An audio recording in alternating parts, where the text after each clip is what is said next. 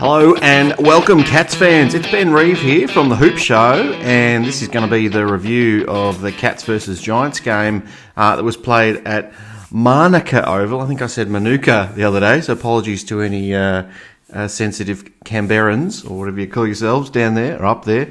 Cats had a nice win of 53 points. Would have been nice if it was 153. But we did it easily, didn't we? Didn't really look like we were troubled much for most of the game. Got off to a great start with Jezza kicking those first 3 goals from the pocket in the first quarter. And then really just sort of kept them at arm's length for the whole game. So it was one of those games where you're just like, oh, we're going to win this. And we just want to see the Geelong play well, really. Have a nice win. And see some good signs. That's what we're really hoping for. But the win took us to 5-3 on the year, which is again same as last year. So 5-3 in 2021 as well. Pretty similar percentage actually as well. Not too much difference there. We're currently 5th on the ladder. We were at some stage over the weekend sitting in 4th, but Carlton had that win over Adelaide, so that just knocked us down one spot on the ladder. So we're not travelling too bad, pretty much the same as last year, as I said. So first topic I want to talk about today is, which I'm excited about, is some of the new blood that we've got coming in. So a couple of debutantes, or debutantes, or whatever they're called. Cooper Stevens, he was great, and Mitch Knevitt, or Mitch Knevitt, or I don't know. I'll have to try and figure that one out. I'm not exactly sure how to pronounce Mitch's last name yet. I'm calling him Evil Knievel at the moment, but haven't got a nickname. Well, I'm still working on a nickname for Cooper Stevens, but I'm going with Scooper at the moment until something else comes along, or there's another name going around the club that I haven't heard yet. So anyway, if you've got any great names, leave them in the comments. So I'm really happy with those two boys. They played great. I think they had about 34 touches between the two of them and 14 contested. So, Mitch Knevitt, I think he only played about... I'm going with Knevitt for now. He played about 50% of game time for his, 14 touches or 13 touches or something like that. So that's really positive signs from him. And he just looked like he belonged. Cooper Stevens, while he got more of it, probably played a little bit more game time. He worked a lot harder for it. He seems like a bit of a ball, and I'm really loving what I'm seeing from him. Just seemed to be, well, I'm here, and it's my first game, but I don't care. Get out of my way. I love those signs from him. Can't not talk about Sam De Koning. I know he's not the first gamer anymore, but goodness me, it feels like he's played 70 games for the club. He's becoming one of the better backmen in the game. And I think he's played less than 10 games. He's still a raw talent. He does a lot of great things that some of these elite backmen in the comp do. What he's probably just still learning to add to his game is just some positioning, and clearly he's got to add, some bulk to and some strength. But that'll come with a few more pre-seasons. And just knowing the game and just fitting in with the boys who, while he knows them because he's been on a list for a few years now, he hasn't had much game time with them. So that's going to come as well, and they're going to get used to him being there. But I'm just loving the faith that the coaching panel are putting in here, and the match committee are putting in him, and the players are as well. He's pretty much the fullback, and Tommy Stewart's, that's not been his role necessarily to be a one-on-one, man-on-man player, but there's a lot of faith being shown in Sam De Koning very early doors.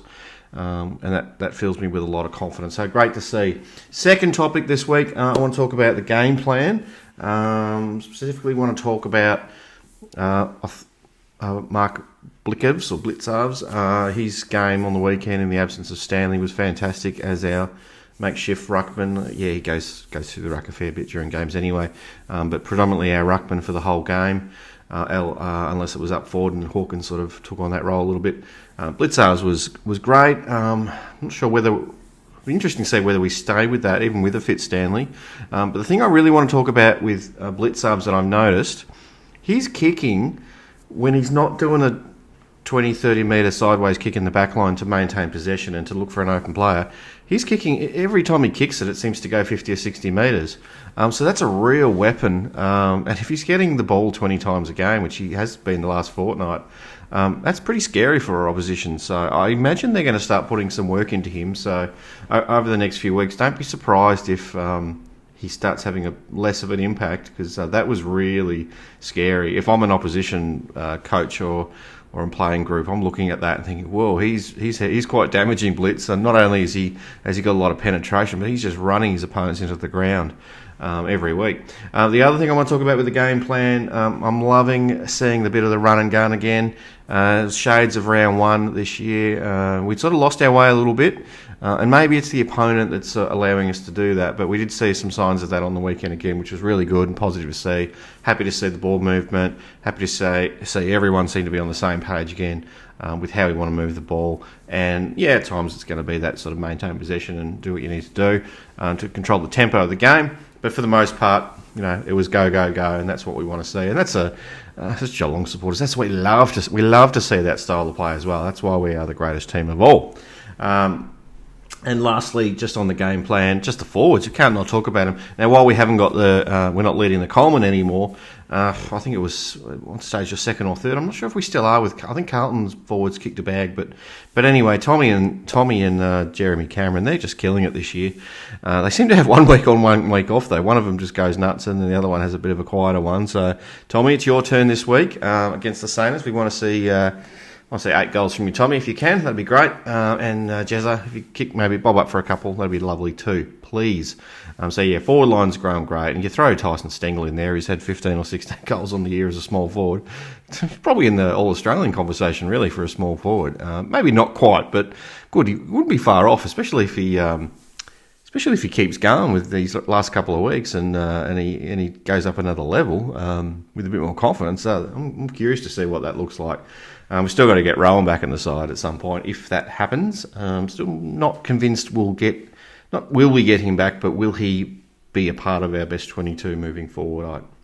I'm not sure. It's pretty hard to bring a player back in the second half of a season and make it work, especially if someone's holding their spot. So anyway, a similar type player. But Rowan is he's a tall mid-sized tall forward, and they're pretty valuable too. So we'll see what happens on him. The next topic I want to talk about, I just want to talk about some of the bigger moments from the game. So I want to talk about Jed Buse. It's a bit of a worry. He was involved in an incident or a clash when contesting the ball with Jesse Hogan. And when I first looked at it, I thought, yeah, Jesse, you're going for a couple of weeks here.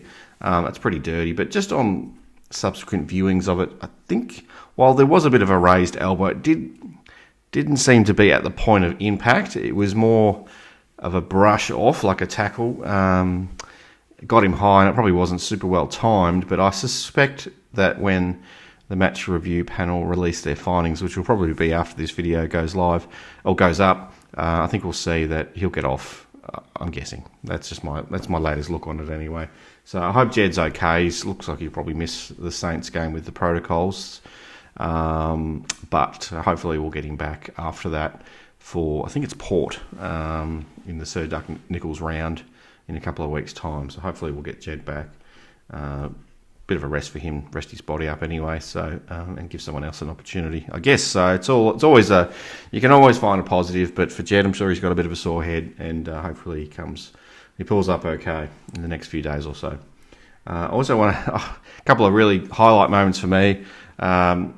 Was a frustrating moment that turned into a highlight. Was Brian Myers trying to dribble it through for goal, and he's just lost that ability in the last year or two. But luckily enough, Stengle was there and socketed it through, and that was a great moment. I couldn't believe it. It's like, where'd Stengle come from? And bang, he's kicked a goal, and it was great. It was one of the great moments for me, that game. I guess probably the biggest low light for me, and it happens, and we all make mistakes, especially me, who's played no AFL games and kicked no AFL goals. But yeah, Cam Guthrie's fumble in the goal square, a couple of fumbles, and just a certain goal almost wasn't meant to be. So that was a bit frustrating, but didn't have any major impact on the game. It was just a bit of a moment that I was like, oh, come on, mate, what are you doing? Anyway, so my votes for the game, I'm going to keep this video pretty short, but my votes, I've given one, even though I kicked 5, I've given 1 vote to Jeremy Cameron. Had a great first quarter, and if the game only went a quarter, I'd probably give it to him just on that alone. But I felt I gave the 2 votes to Stengle because I felt like when Stengle kicked his 3, had to work really hard for those 3 goals, and he was fantastic, pretty much for 3.5 quarters. So I thought he probably deserved the nod for the 2 votes there. I couldn't go past Blicavs, and neither could you, it seems, on Twitter. Everyone was not everyone, but the fair majority was in favour of Blicavs getting the 3 votes as our player of the round and getting on the roll of honour, I should say. It's good to see him up there. I think it was his first one for this year, even though he's had a great fortnight. So as I said earlier, I'll be curious to see what oppositions do around him, whether they can curtail his influence and his impact through that midfield. I think he's much more of a damaging player for us if he can be in the midfield and in that ruck position. If our defensive structures can hold up without him being down there, it's great. If we struggle, we might be saying, "Oh, send Blicavs back." But as long as they're holding up, geez, it's such a weapon for us to have him running through that midfield. I'm getting excited, Cats fans, what that could look like in the second half of the year. If we can get through some of these injuries, which are getting a bit frustrating for us, aren't they? Blicavs gets my 3 votes. He was great. So next week, we've got the Saints at Marvel Stadium on Saturday. I think it's a twilight game on Saturday at Marvel. We've beaten them 6 times in a row, even though I think we played them early last year, twice actually. But early last year, we probably should have lost that one. It's just their wayward kicking that kept us in that game. And then I think we had them again at KP later in the year. But 6 in a row. So look, on paper, got Selwood back. Reece Stanley may or may not come back. We should be okay, I think. I don't want to be too confident, but I think we'll be okay against the Sailors, even though they are a much more formidable outfit this year in 2022. But anyway, I'll do a fuller preview video of the Saints game later in the week. I might do that as a bit of a live show, just a bit easier to sort of put them all together with time and work and family and things like that. But I'll do that next week. I'm getting very close to providing some more news about our little project that we're working on at the moment. I don't want to say too much just yet, but you'll be very interested to hear a little bit more about this in the next, hopefully in the next few days I'll be able to share something about this. So I'm very excited. I've got some interesting partnerships that are in development at the minute.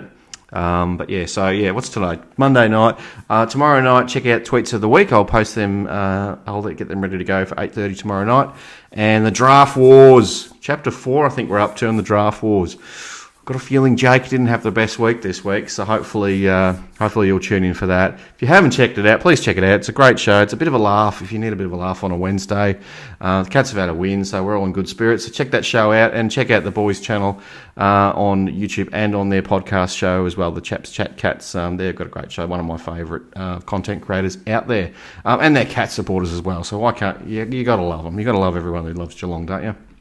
Anyway, that's all from me, Cats fans. I shall see you when I see you, probably in a couple of days. Take care. See ya. Bye.